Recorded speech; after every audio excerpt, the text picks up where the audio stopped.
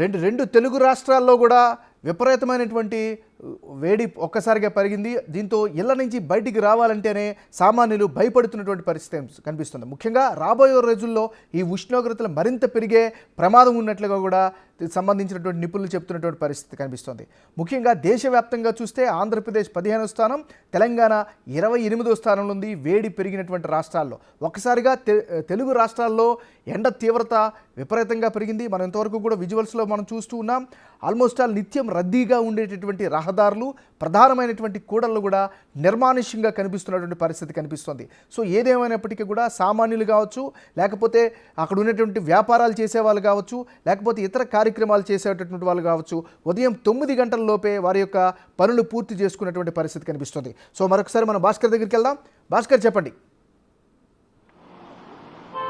ఏమైనా ఇప్పటికే ఖమ్మం ఉమ్మడి జిల్లా వ్యాప్తంగా కూడా ఉదయం 8 గంటల నుంచి మధ్యాహ్నం వరకు కూడా భారీ ఎత్తున కూడా ఉష్ణోగ్రత నమోదవుతున్నాయి. మొత్తానికైతే మాత్రం ఖమ్మం ఉమ్మడిలో ఉండడం ముఖ్యంగా భద్రాచలంలో అంటే భద్రాచలం కొత్తగూడెం ప్రాంతం చూసుకుంటే కనుక ఒకవైపు సత్తపల్లి, కొత్తగూడెం, ఇల్లెందు, మనుగూరు పరిసర ప్రాంతాల్లో సింగరేణి ఓపెన్ కాస్ట్లు ఎక్కువ ఉండడంలో కూడా అక్కడ ఎక్కువగా మొత్తానికైతే మాత్రం అక్కడ ఉష్ణోగ్రతలు ఎక్కువగా నమోదవుతున్నాయి. మొత్తం ఉదయం 8 గంటల నుంచి ఉదయం 10 గంటల వరకు చూసుకుంటే కనుక 35 డిగ్రీల పైగా ఉష్ణోగ్రత నమోదవుతున్నాయి. మరోవైపు చూసుకుంటే కనుక మరలా 12 దాటిన తర్వాత సాయంత్రం 6 గంటల వరకు కూడా ఒక్కసారిగా ఉష్ణోగ్రత 40 డిగ్రీల వరకు కూడా ఉష్ణోగ్రత నమోదవుతున్నాయి అన్నారు. మొత్తానికైతే మరోవైపు చూసుకుంటే కనుక మరి ఖమ్మం జిల్లా చూసుకుంటే కనుక ఖమ్మంలో ఉదయం నుంచి 8 గంటల నుంచి 12 గంటల వరకు కూడా భారీ ఎత్తున కూడా ఇక్కడ కూడా అదే విధంగా ఎండలో ఉష్ణోగ్రత నమోదవుతున్నాయి. ఇంట్లో ఉండలేక బయటకు పోలేక చాలా వరకు కూడా అంటే మహిళలు కావచ్చు, వృద్ధులు కావచ్చు, చిన్నపిల్లలతో ఇబ్బందులు పడుతున్న పరిస్థితి నెలకొంది. మరోవైపు చూసుకుంటే కనుక అంటే సదూర ప్రాంతం నుంచి సుమారు రోజుకు 1 లక్ష మంది పైగా ప్రయాణికులు ఖమ్మం నగరానికి వస్తూ ఉంటారు.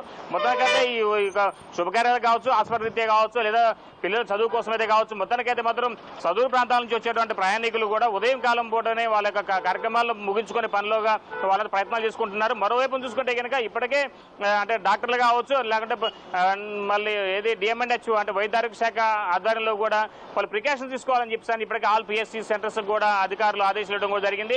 మొత్తానికైతే ఓఆర్ఎస్ ప్యాకెట్లు కావచ్చు, అదేవిధంగా అంటే చలవ నీళ్లు, అదేవిధంగా కొబ్బరి నీళ్లు కావచ్చు, లేదా అంటే ఇతరితర అంటే ఎండ నుంచి ఉపశమనం పొందే విధంగా ప్రయత్నాలు కొనసాగించాలని చెప్పని వాళ్ళు కూడా పిహెచ్సి సెంటర్లకు ఆదేశాలు ఇవ్వడం కూడా జరిగింది అన్నారు.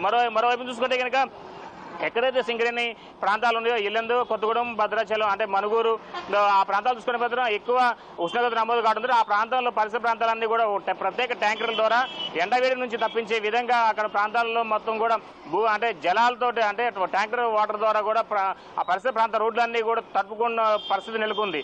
మరోవైపున ఇప్పటికే ఖమ్మం జిల్లాలో వ్యాప్తంగా చూసుకుంటే మాత్రం ఇప్పుడే ఆరంభం అంటే మార్చి నెల ఆరంభం నుంచే ఎండలు అదరగొడుతున్నాయి. ఇంకా ఒక నెల వరకు కూడా ఇంకా ఎండాకాలం ఉన్న నేపథ్యంలోనూ ఇప్పుడే ఇలా ఉంటే రానున్న మరికొన్ని రోజుల్లో ఇంకా నిప్పుకోలు మిల్ల తలపించేలా ఉందని చెప్పి జిల్లాలో ప్రజలు వాపోతున్న ఘటన. మొత్తానికైతే మాత్రం ఎండల నుంచి ఉపశమనం పొందే విధంగా అటు జిల్లాలో ప్రజలు ఒకవైపున కూలర్ షాప్స్ కావచ్చు, మరోవైపున ఏసీ సంబంధించినటువంటి షాప్స్ కావచ్చు, మొత్తం పరిగెట్టాల్సిన పరిస్థితి నెలకొంది.